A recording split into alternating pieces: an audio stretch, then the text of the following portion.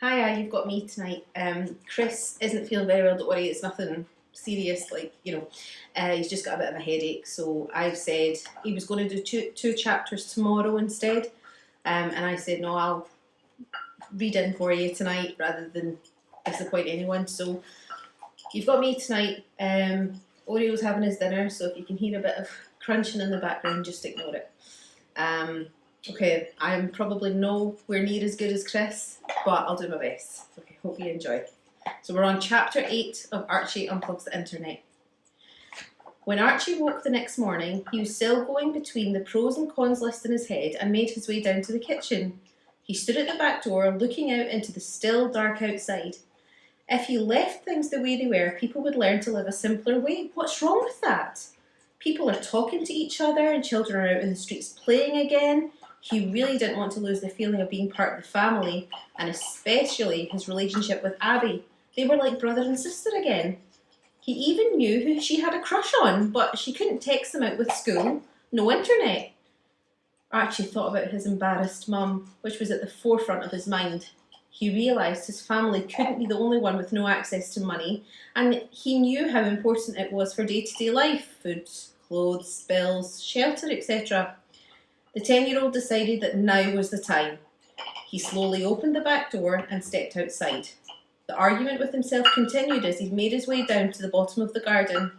What if life goes back to the way it was? But Mum's face.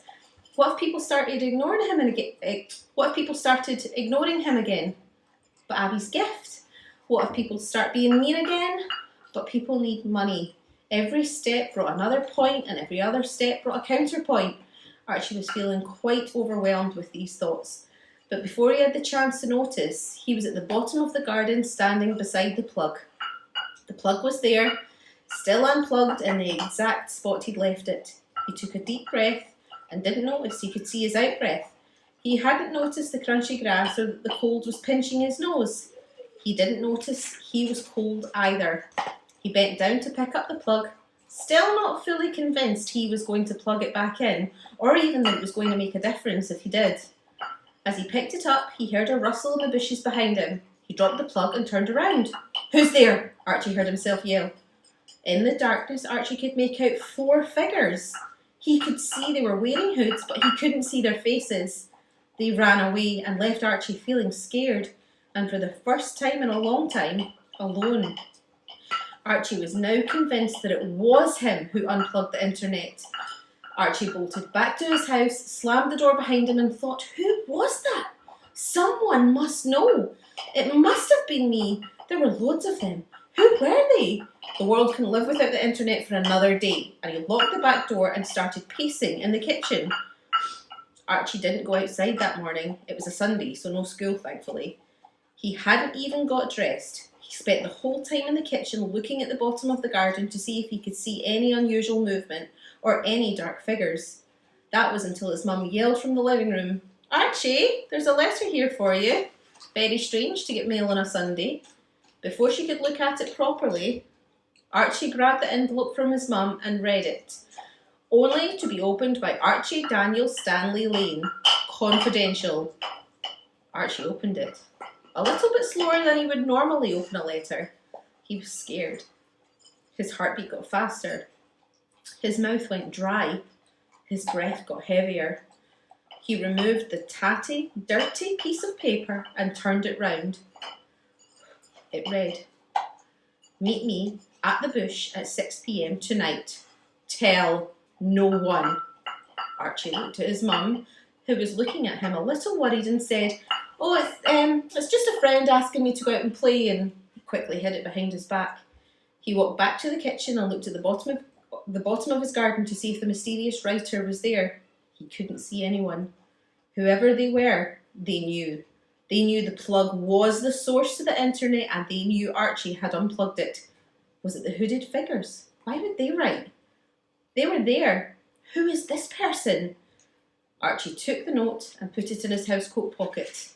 He rushed upstairs, got dressed and put it in his jean pocket. He didn't want anyone to see it. Once he was dressed, he sat on the edge of his bed and read it again and again, checking and double checking that he hadn't missed a clue. He hadn't.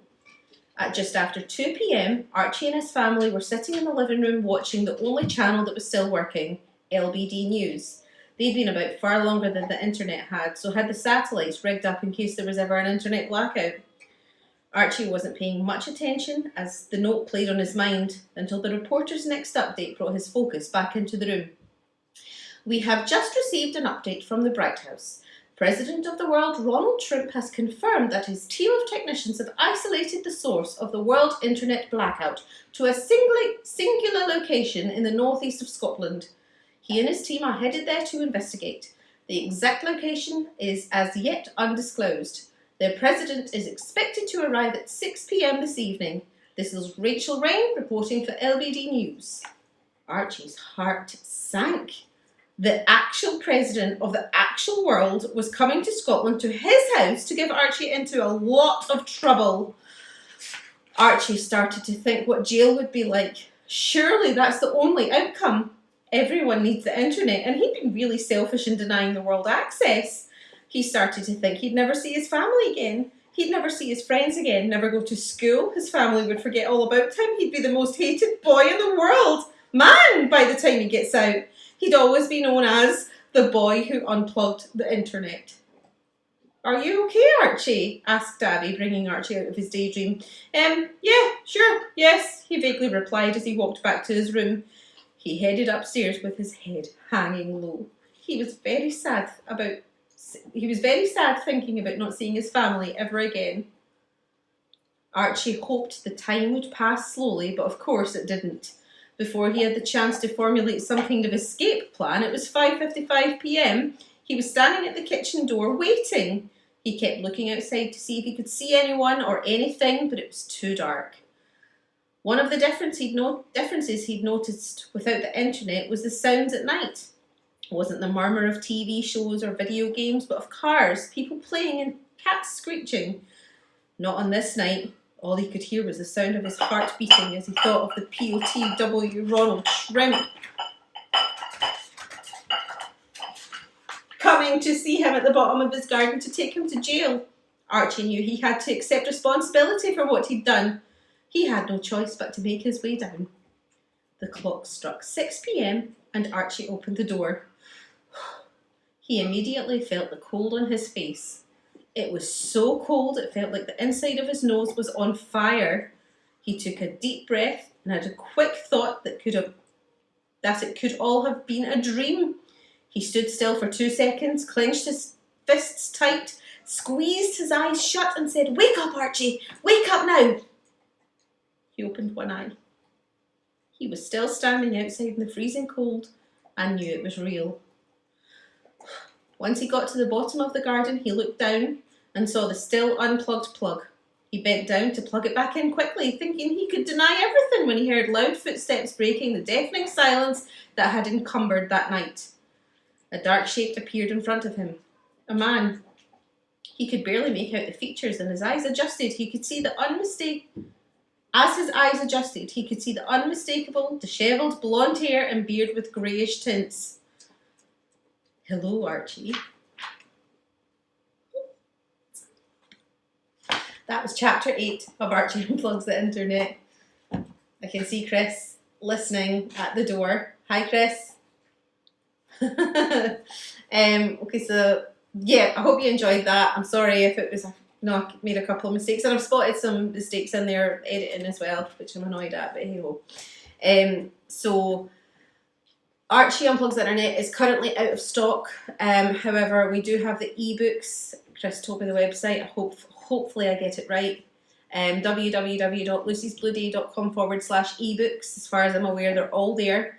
And yeah, hopefully you enjoyed it. I'm sure he'll be feeling more himself tomorrow and he will read you chapter 9. If not, you'll get me again. Have a good night, guys. Thank you. Bye.